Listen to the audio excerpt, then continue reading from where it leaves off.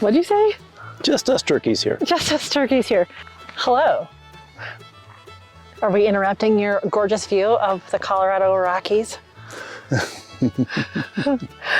You need to come see this too, but you can't just wander on through anymore. There are lots of passes and tickets and things that you need to know before you wander up to Rocky Mountain National Park. It's not like it was 5 or 10 years ago where you could just get in the car and come on up to Rocky whenever you feel like. So we're gonna help you out. You need to watch this video if you plan on coming to Rocky Mountain National Park in 2022. I got my notes. Now, a lot of this I got from NPS, National Park Service website, also from recreation.gov, where you can get some of the passes I'm talking about, and our own personal experience. We live about 45 minutes from this beautiful place, and so we come up here several times a year. And so we kind of know the ins and outs a little bit, and we can work with the system a little. But if you're coming from out of town, you're going to need to know some of these things. Now, we come up from the Front Range through Estes Park, and there's a couple of main entrances to the main park here. That's where we come in from. You can come in from the West Slope as well. Let's kind of go over what you need to do in Rocky. Now, Rocky is unique. All national parks are doing something different. Yellowstone is doing something different. Yosemite, everybody seems like they're doing something different. So this is specific to Rocky Mountain National Park in Colorado, okay? So keep that in mind. If you're going somewhere else, look up their packs. So it's really not impossible to come to Rocky in peak season. Like the fall is super popular, summer is really great. This spot on a summer day is just a whole lot of people right here. But we're here on a beautiful April morning and on a weekday. So there's a hint for you. Come up now, because we've already seen 2 sets of turkeys and a couple of elk in the meadow. So, and we've only been here a few minutes. And this amazing view, of course. Elks is, oh, I got it on camera, I think. So here's some things that you need to know. Now, there are 3 national parks in Colorado that need timed entry tickets I'm going to tell you about, and I'll tell you who the other 2 are in a bit. Now, Rocky Mountain National Park is one of the top visited parks. Clearly, there's a reason. So they've had trouble kind of regulating usage so that we can keep it nice and pristine like this and not stress out all the wildlife. Oh. There goes a pretty bird right now. So they've been working on some different things. They've had a 72% increase in visitors in just the last few years, which is crazy, right? Mm-hmm. Yeah, but I totally can see that. So have some patience with them. These rules do change every year because they're trying to iron out the kinks and see what's going to work best for everybody and for the park and the animals here. Ooh, a little bit windy. Whew. Okay, it is pretty congested here, so I'm going to give you some tips on planning your trip as well. Okay. So essentially, to get into Rocky Mountain National Park during about October through May-ish, you need just your park pass. There's a 1-day, there's 7-day, there's a year pass, there's lifetime pass. We have the America the Beautiful Senior Life Pass. So there's a variety of passes. I'll put the links down below on where you can get these. The park passes themselves you can get at the kiosk as you drive in. But during the peak times of the year, which in 2022 are May 27th, which is Memorial Weekend, through October 10th, which is fall colors, you will need a timed entry ticket. There's a lot of caveats to that. So you will always need your Rocky Park Pass, except for 5 days out of the year where there's free days. I'll tell you those in a second. So just keep in mind, you will always need a park pass, and during the high season, you will need a timed entry ticket. Okay, those are the 2 main things I want you to take away from this video. Park pass all the time, timed entry ticket during half the year, the busy half. Okay, so the timed entry tickets, there's a lot to it. I need to emphasize here that while most park passes you can buy at park stations and at the entry kiosks, you cannot purchase timed entry tickets in person. you must purchase your timed entry tickets either online at recreation.gov or at the phone numbers that they list. When you get your pass, they are not accepting cash. So since COVID, they're just not doing that. So you need some kind of a credit card. I think they'll take checks, but don't bring cash. Don't try to get your park pass with cash, okay? There are 5 free days throughout the year. They have 5 free days every year. What exact day it lands on, it depends on the year. So this year it was January 17th, April 16th, Easter weekend, which is awesome. August 4th, which is the Great American Outdoors Act. September 24th is a National Public Lands Day, and November 11th for Veterans Day. There's also special veterans and military type passes for the national park here too. So there are 5 days you can get in free. That's pretty nice, right? Do you need timed entry passes for those? I don't think so.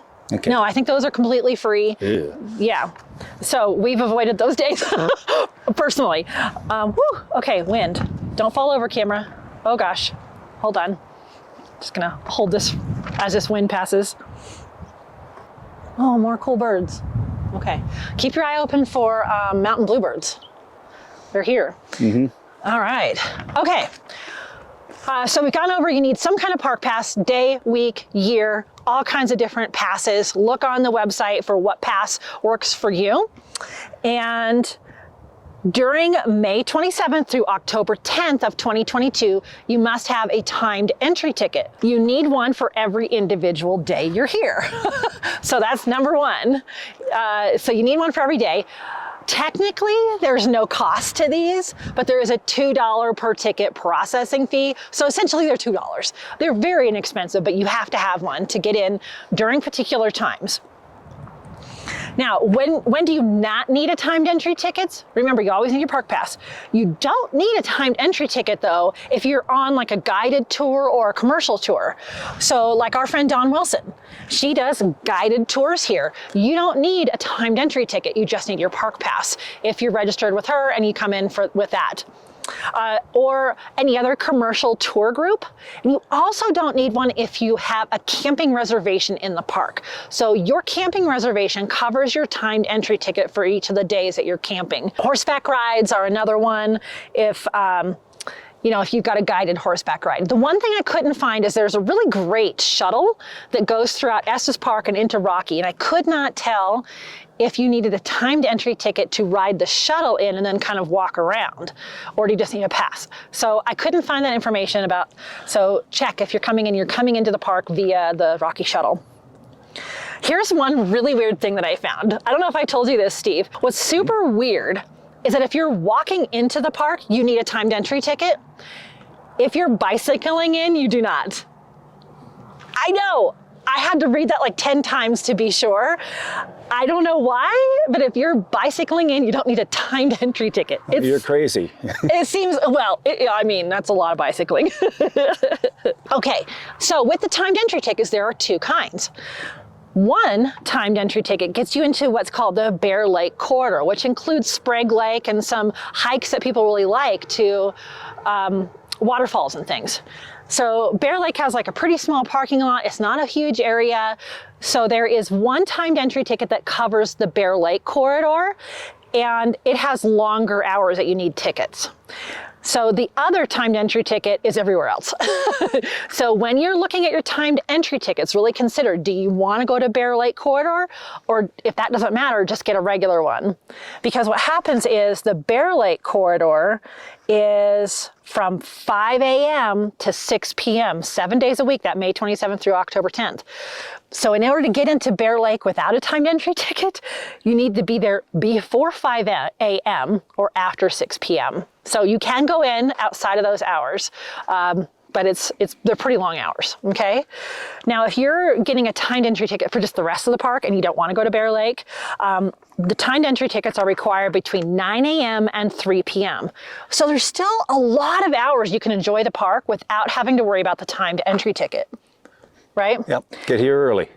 Yeah, get here early, or honestly, here's a tip from us, is that come Sunday at 4. Yeah. If you're coming in the summer at 4 o'clock, this place is clearing out so fast. It is really, really nice Sunday at 4 and later. In the summer, you've still got hours of daylight left. It's really beautiful. And that's when you can get the evening activity for the animals too. Yeah, I've seen all kinds of cool things Sundays after 4. So there's a little tip for you. Now the tickets, the timed entry tickets are in 2-hour time blocks. So the one not including Bear Lake would be 9 to 11, 11 to 1, and 1 to 3. And so you want to come in during your 2-hour time block, okay?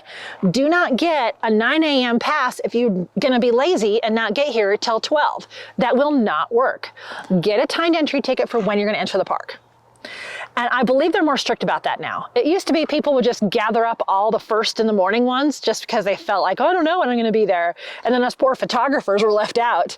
So now they're more strict about it. You can come and go from the park once you've come in, because what we like to do is go all the way over Trail Ridge to Grand Lake, and you piddle around there and then you have to come back in the park. So, get some ice cream on the other side and come back. But come in during your 2-hour block. Same for Bear Lake. They're going to give you a 2-hour block, except for that first one. That's like an hour, I think.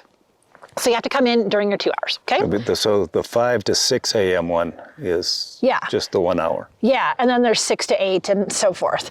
Yeah, so keep that in mind. You need to get a timed entry ticket for a particular 2-hour time slot and come in during that time, okay?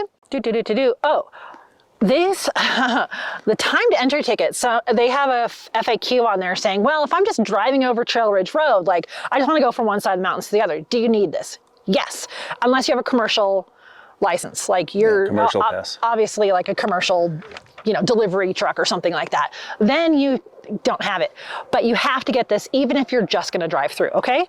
You also need timed entry tickets for the outlying areas, and here's where they are. Lumpy Ridge, Lily Lake. Lily Lake's just outside of Estes Park. It's really pretty, really accessible. You need a timed entry ticket. Long's Peak, Wild Basin, East Inlet, and North Inlet. There may not be a ranger station there, so you just put your timed entry ticket on the dashboard of your car, but you do need them. Okay, now we know we need the main park pass, right? And we need a timed entry ticket between May 27th and October 10th. Well, how in the world do you get these? Okay, I'll tell you. So for the most part, this is what you need to know. You need to buy your ticket the first day of the month prior to when you're going, okay? So this is really, really, really important if you're coming up in the fall for fall colors and elk rut. So if you think you're gonna come in September, August 1st, you need to be online to get your timed entry ticket. Do you get it? So if you wanna go in August, you need to be online July 1st. Well, they sell them throughout August for September, but you probably won't get them if you don't get on the first day. Chipmunk. Yep. Oh, that's true. Okay, so good point. So the ticket sales for timed entry tickets open on that day and honestly sell out, okay? They say it's open for the rest of the month, you're right, but they will sell out. So be online at 10 a.m. Mountain Time to get a timed entry ticket for the day you're gonna be here that next month. Okay, so like May 1st at 10 a.m. will be the May 27th through June 30th tickets. June 1st is the July tickets, that kind of thing. Now, those do sell out really fast. What if you've decided to come up kind of last minute-ish? You're in luck. They hold back 20 to 30% of those timed entry tickets, and they go on sale at 5 p.m. Mountain Time the day before. And this is through recreation.gov. Set yourself up an account there. I'll have the link down below. Make an account on recreation.gov. I'm so distracted by this squirrel or chipmunk. Make your account on recreation.gov and you can go in 5 p.m. the night before and try to get a ticket. They're holding 20 to 30% of the tickets back. So that's pretty good. That's several hundred, if not thousands of people come here a day. So odds are good that you can still get in. Okay, so don't worry if you're doing a last minute trip here, you could still get in if you get in on that 5 p.m. the night before ticket run, okay? Just go look at nps.gov, I think it is, for specific dates, but it's basically that. To get those timed entry tickets, it's the month before.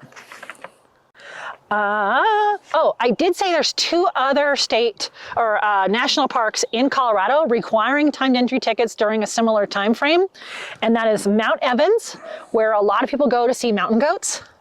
Yep. And Brainerd Lake Recreation Area. Those both need timed entry tickets as well, okay? So just really note that.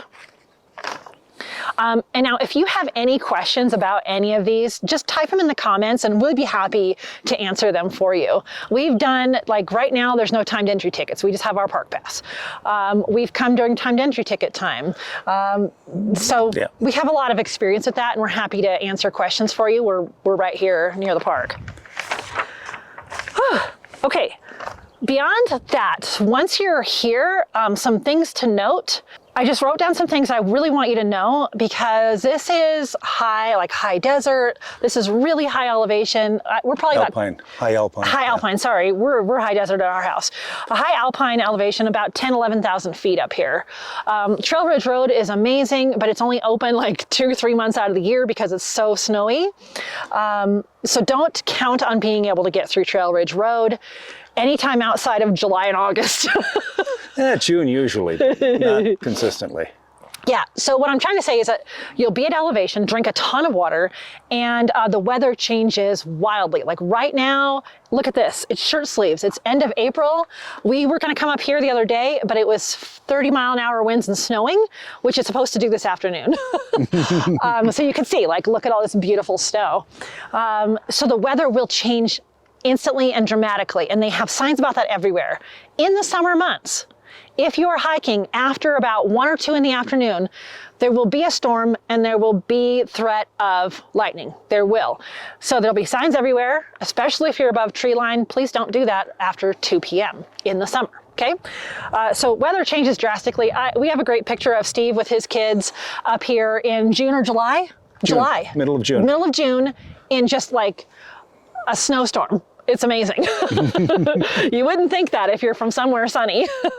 Again, Trail Ridge Road can have snow at any time. If you plan on, Trail Ridge Road is the highest paved continuous highway in the United States, I believe. Yeah, the Continental US, the lower US. So it's really, really cool. It's really amazing. It takes you up to this great visitor center, but it could be closed at any moment.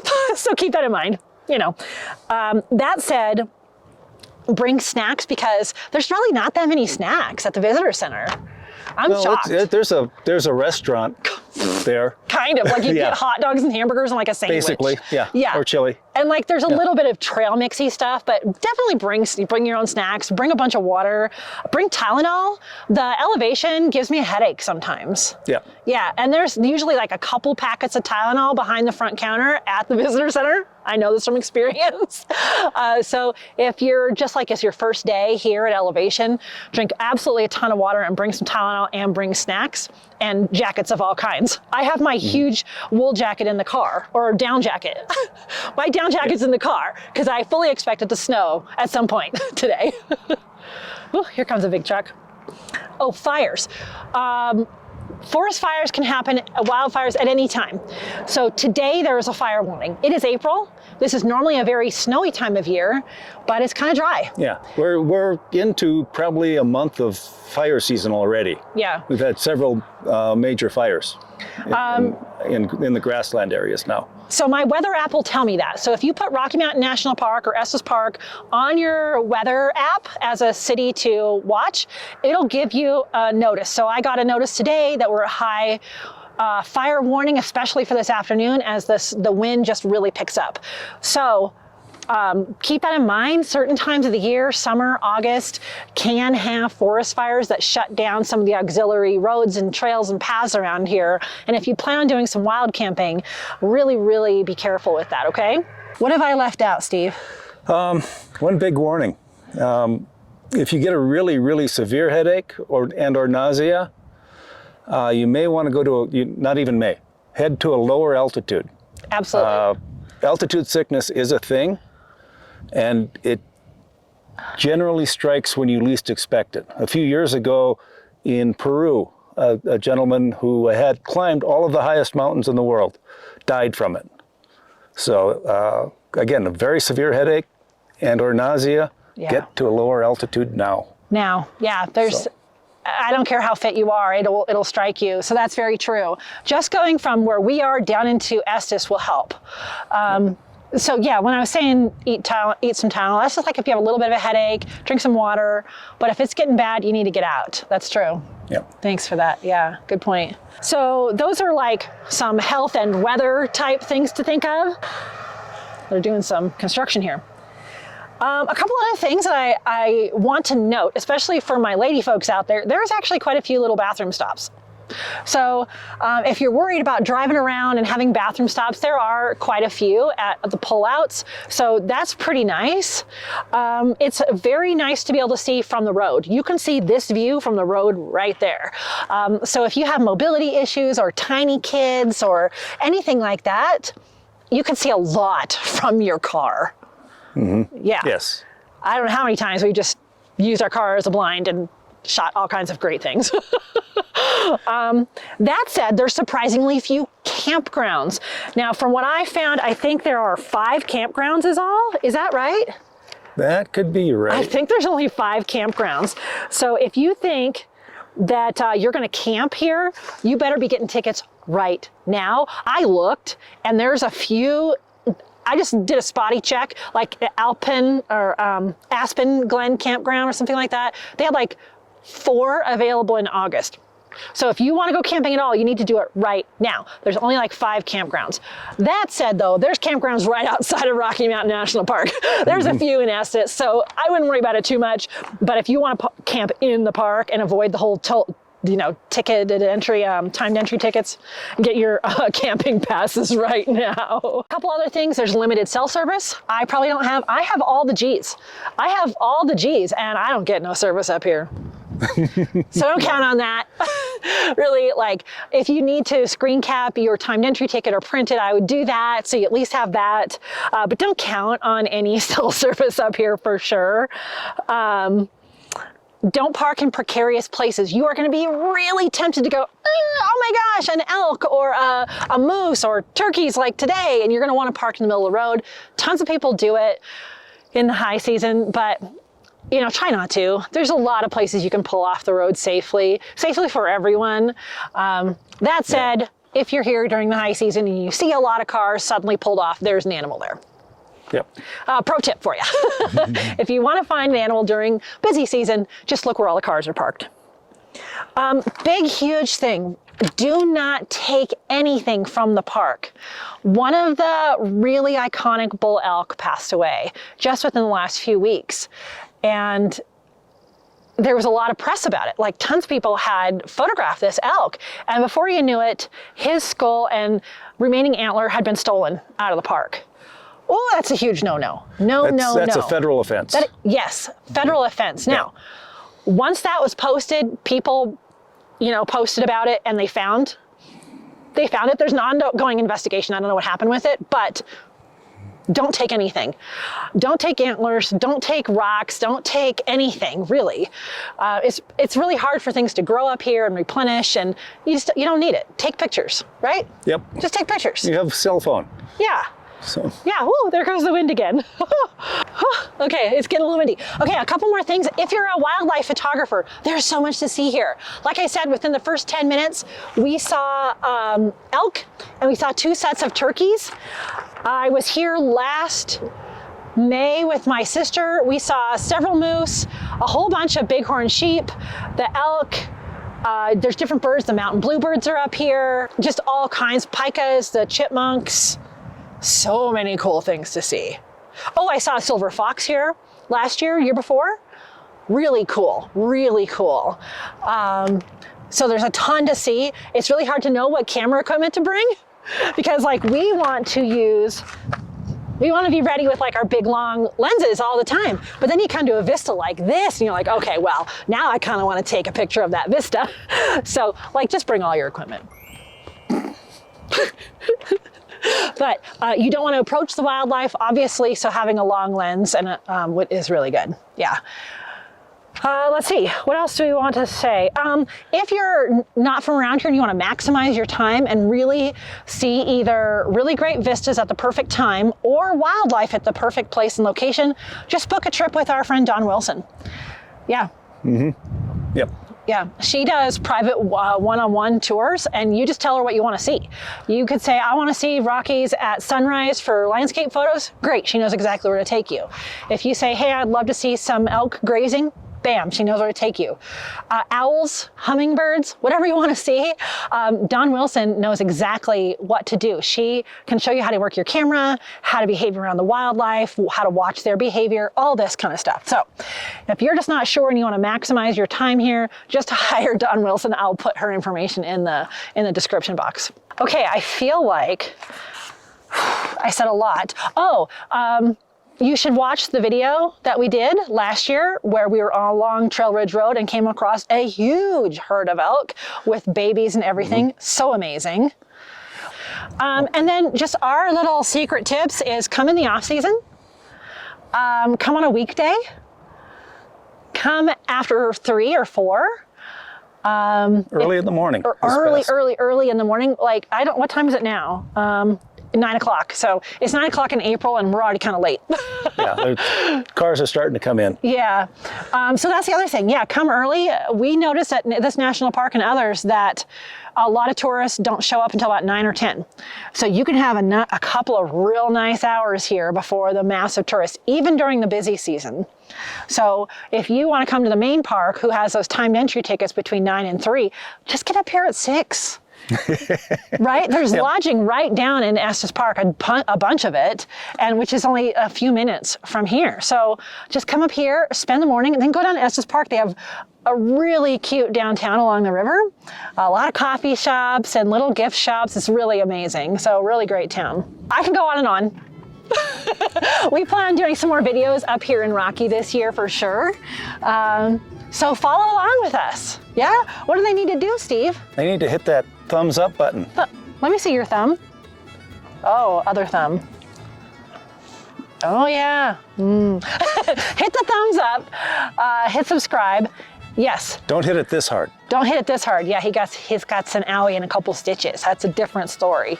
And watch this video next about our cool top of the world adventure last year.